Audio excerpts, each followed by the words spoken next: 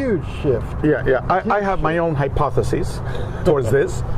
My own hypothesis is as follows. Because I was, a lot of my own hypotheses was because of that experience I had inside that spinning wheel, which originally was like in a matrix type of reality where it was pure consciousness, it was pure just my mind. Then this wheel popped up, but I was inside of it. And then inside this wheel started to spin, and inside each of the different spokes of the wheel had a different what I now call contact modality, a different way of piercing the veil, that humans are piercing the veil and going into another layer of reality. And so one spoke had UFO contact, another one had near-death experiences, another one was, mystical meditation, another one was, channeling, another one was, remote viewing, all of these different shamanic journeys. You take peyote or ayahuasca, DMT, whatever, and you pierce the veil. So all of these spokes were different ways where humans are piercing the veil. And then what was given to me information was that humans are studying these different topics separately as individually. Okay, as an isolated event. Ayahuasca people. Correct. Ayahuasca people. Out of body people. The near-death experiences, whatever. I went one Saturday to the near-death experience International Near-Death Studies Association event that they had in Orlando, and it was a major event. Okay, but yet their focus is, that's it, NDEs, okay? The people that study remote viewing, at Edgar Cayce Institute, it was like, remote viewing, the out-of-body folks, out of body, the energy healers, energy healing, that sort of thing. And so what was given to me inside that wheel was that all of them, they're all interrelated. They're not separate. And that it's called consciousness, okay? Like notes on a scale. Yeah, and that another way for you to properly understand it is some form of advanced physics that explains the true nature of our reality that we just don't understand as humans, okay? And then that's when I was given my mission. I was told that I need to inform humanity of the relationship between them, whatever them is, okay? Okay? Could be them.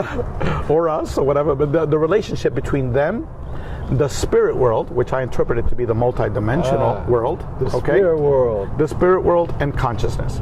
So I need to inform humanity of the relationship between them, the spirit world, and consciousness. Okay? Poof. That's a big task. Yeah. And then it said, I will need help. And there's two criteria. It's not about making money. And the people that I bring in, it has to be people with minimal ego. And then poof, I was back in my car driving on 836 at 8:30 in the morning in traffic jam. 836 is crazy. It's in the middle of a traffic jam heading into downtown Miami. Okay, so my hypothesis of what's going on is also the hypothesis shared by the vast majority of our free members, except that none of them have come out, publicly, but we openly discuss of it. Even Dr. Rudy Shields and Edgar, okay? And that is that there is a universal creator. Okay, not a biblical or religious type of figure, but a universal consciousness, whatever you might want to call it, okay? That we live in a multidimensional reality, okay? That within this multidimensional reality, it's littered with conscious, sentient beings. Being is not even a proper word. Conscious entities, okay? Yeah, whatever the terminology is messed up, but there's conscious, critters out there, that are all levels of hierarchy, from the physical, beings like we are, to highly evolved, for lack of a better word, spirit type of beings like that we associate as angels, that are right underneath God consciousness. And that also that God is everything, including ourselves, that there's no separation, that we're all part of God. So when we die and our physical matter, dies, our spirit, our energy, our universal type of being that we are, gets reconnected back to God. Okay, and that's where the knowledge of everything comes in, because we're reconnecting back to God. Okay, that's a big one. Okay, and then what happens is that then time for another journey.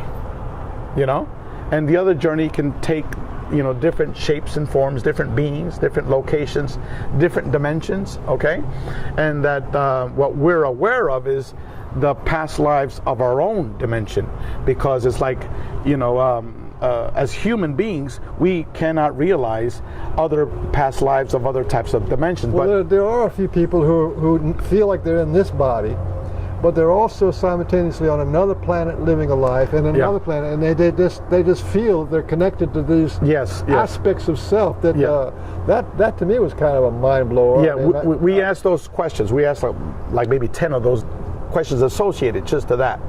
And again, this is not ufology stuff that we're doing, This is totally the antithesis of that. So, you could only hypothesize about these things, but can't do it. Is not what traditionally is thought of as a brain. Can't do it. Is not what traditionally is thought of as a brain. Right. The brain is actually a radio receiver, okay, that's tapping into information from the multiverse, okay, and so what you need to do is circumvent the brain and shoot off with the 0-point energy fields into direct experience, Rudy, Rudy's hypotheses, and that's based upon hard scientific research, is that the black holes are actually a repository of information. They're like a hard drive that's storing information. Okay, and because of magnetic. Well, he wrote numerous types of articles on that, and now it's accepted by most of the astrophysicists that black holes actually store information. Okay, now imagine that. Okay, Rudy said that the black holes are the Akashic records, where our brain, as a receiver that transmits and receives information, is able to zoom up to these storage devices, grab information, and pull it down back to us. He said that these sort of fit in with the full-blown, it'll all wash out. Yeah. Well, let me sort of like maybe put a closure to this interview, and with this concept. Okay, individuals that have had near-death experiences, okay, and they communicate with this being that they identify as God, okay, they always state that the most profound experience that they had with this being is a sense of love, okay. They go near that being, it's like you get the most love that you ever had in your life as a human, and you multiply it by 1 billion. Right. That's how it was. Right. And the information, in terms of direct information that this being conveys to these individuals, is that money's not important, okay? Politics is not important. Religion is not important. What matters is love and how you treat your fellow human being. And I'll like to add to that. They may not remember everything that happened to them up there, or be able to communicate it, but when they used to leave it with love. Right? All right, brother. Most definitely. Thank you. Thank you, Michael. All right.